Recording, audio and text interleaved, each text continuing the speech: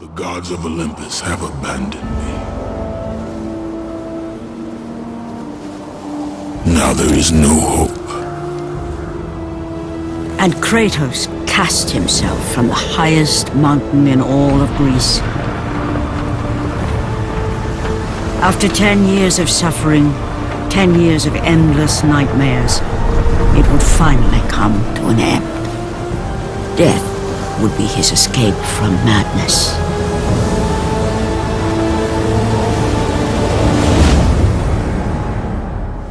But it had not always been this way.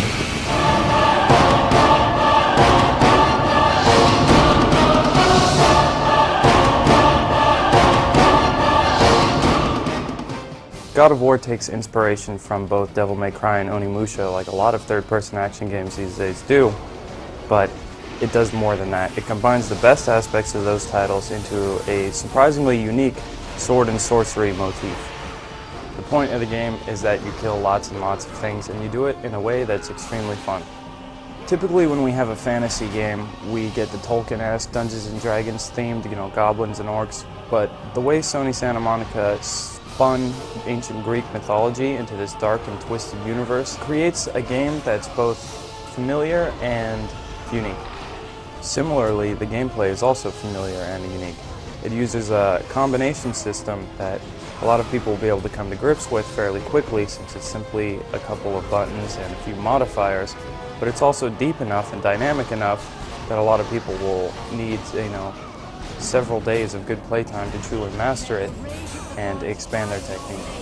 To elaborate a little more on the combat, try thinking of God of War as a sort of Tony Hawk of the action genre. I know Prince of Persia Warrior Within was billed as the same thing, and we might have even helped do that, but I believe that game turned out somewhat differently. Anyway, God of War lets you chain together attacks instantaneously, break combinations without having to worry about animation routines continually looping and ruining your experience, and you can even segue right into blocks and dodges literally on the fly. So that means I could start attacking a foe, like let's say I do a medium strong hit combination and I want to chain that into a modified strong hit combination.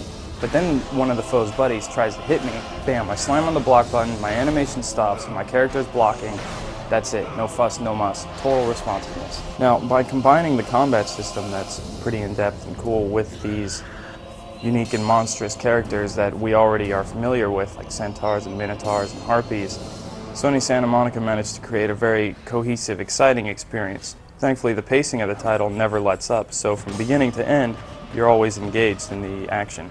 Part of this is because the technology behind God of War is pretty fantastic. Like a game like Jak 3, it doesn't really ever load. Sometimes it'll stutter and it'll load for about half a second to a second, but other than that, it's one seamless experience front to back. This is something a lot of people tend to take for granted when they're playing games, the loading times and how much they can really hurt the experience. But I'm super glad they're not here in God of War, because that makes transitioning from one dank and blood-soaked dungeon to an extremely elaborate vista or a view of a mountainous Ares trampling an army in the background just incredible. So we have this seamless generation of a fantastic world, this character who is capable of fighting in a variety of different ways very quickly, and we have a universe that we can relate to but also appreciate as being original. How do you make that even better? Technically, you make graphics that are just astounding. Orally, you have music that's some of the best out there. The orchestral stuff is great, it's very fitting. It could even be applied to a AAA film.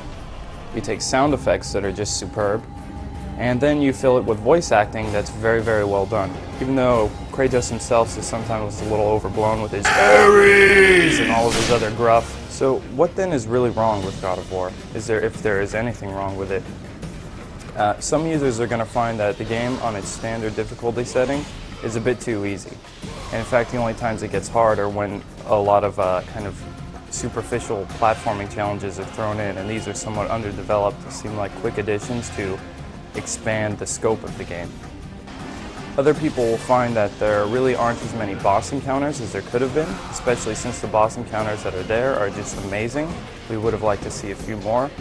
Now, we'd want more simply because the ones that are there are really cool. They each involve, classic pattern-based gameplay. They focus on the strengths of the combat system, and they even highlight the game's minigame emphasis. And finally, there are some very minor presentational issues. For instance, sometimes the developers like to beat you over the head with these text prompts, that say something like, Kratos has found handle. Handle goes into place that holds handle. Kratos should put handle into place and pull the f***ing handle. That's a little unnecessary. If they were going to kick us in the balls with stuff like that, it would have been nice if they cushioned the blow and, at least had a visual cue, so when Kratos was going to pick up the handle, you just heard and saw Kratos do something like, ooh, here's a handle, I can use it. Instead, we get the big drawn-out text prompt, and that's a pretty cheesy thing. If you can get past those minor presentational issues and don't have a problem with setting God of War on hard, you're going to find an experience that's really going to appeal to a lot of people, assuming they're over the age of 18. What I think is particularly cool about the game is that when you do play on hard and the eventual God mode that you can unlock, you receive extra bonuses, incentives for completing the game a second time. These are outlined in the instruction manual, which I also think is really considerate because a lot of other developers don't really do that. And these incentives and bonuses include actual extra content, extra levels, new character designs, chunks of the story that you're not made privy to throughout the single-player game. And this gives the player a real reason to go through a second time on the harder difficulty settings and enjoy the game again.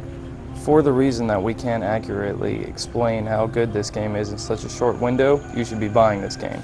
That sounds a little funny, but it's true. God of War offers a lot, and it's just not fair to slam it all into 5 minutes of quick time. So do yourself a favor, do us a favor, do Gaming General a favor. Go out there, buy it, be happy, put it on God mode if you want a little more difficulty, and just enjoy what great art design, great storytelling, and fantastic gameplay can make.